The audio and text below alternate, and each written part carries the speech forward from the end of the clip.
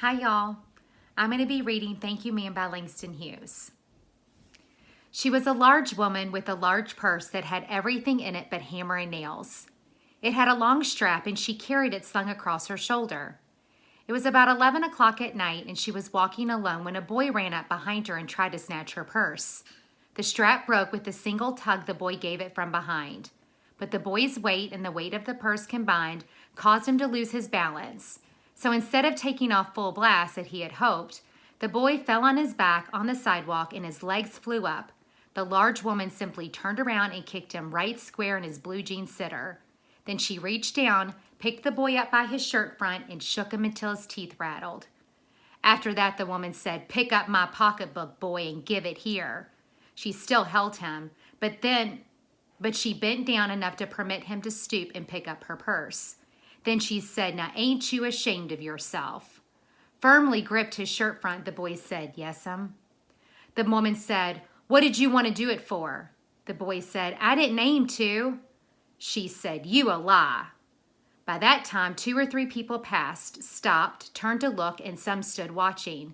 "If I turn you loose, will you run?" asked the woman. "Yes'm," said the boy. "Then I won't turn you loose," said the woman. So she did not release him. "I'm very sorry, lady, I'm sorry," whispered the boy. "Uh-huh, and your face is dirty. I got great mind to wash your face for you. Ain't you got nobody at home to tell you to wash your face?" "No, ma'am," said the boy.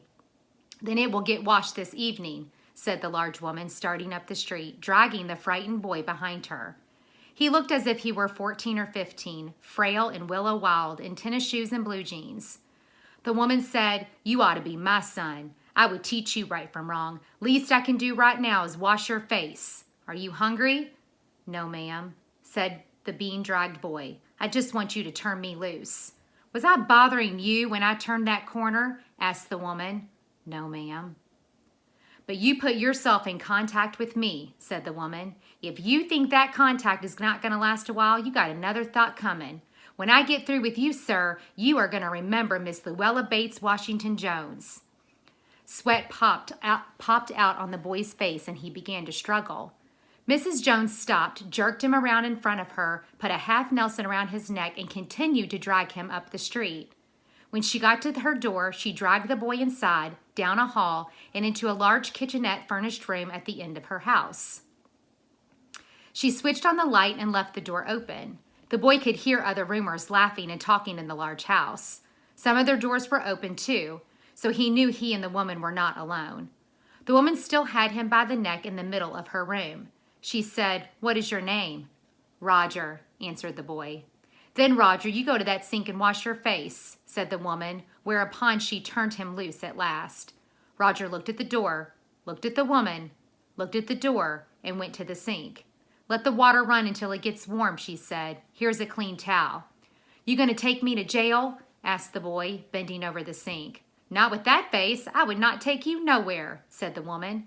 "Here I am trying to get home to cook me a bite to eat, and you snatch my pocketbook. Maybe you ain't been your supper either, late as it may be, have you?" "There's nobody home at my house," said the boy. "Then we'll eat," said the woman. "I believe you're hungry or been hungry to try to snatch my pocketbook."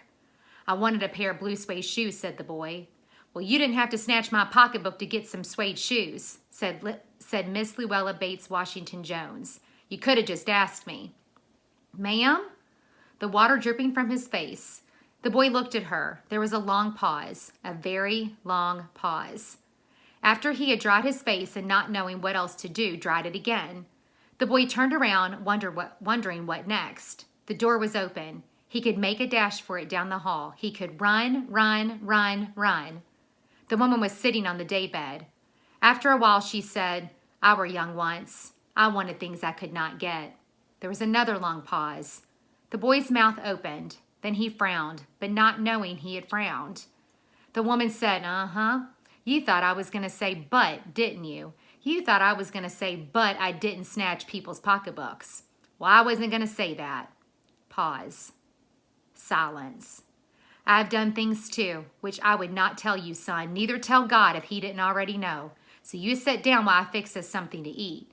You might run that comb through your hair so you look more presentable." In another corner of the room, behind a screen, was a gas plate and an icebox. Mrs. Jones got up and went behind the screen. The woman did not watch the boy to see if he was going to run now, nor did she watch her purse, which she left behind her on the daybed. But the boy took care to sit on the far side of the room where he thought she could easily see him out of the corner of her eye, if she wanted to. He did not trust the woman not to trust him, and he did not want to be mistrusted now.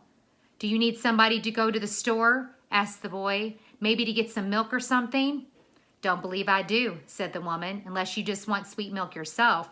I was going to make cocoa out of this canned milk I got here." "That will be fine," said the boy.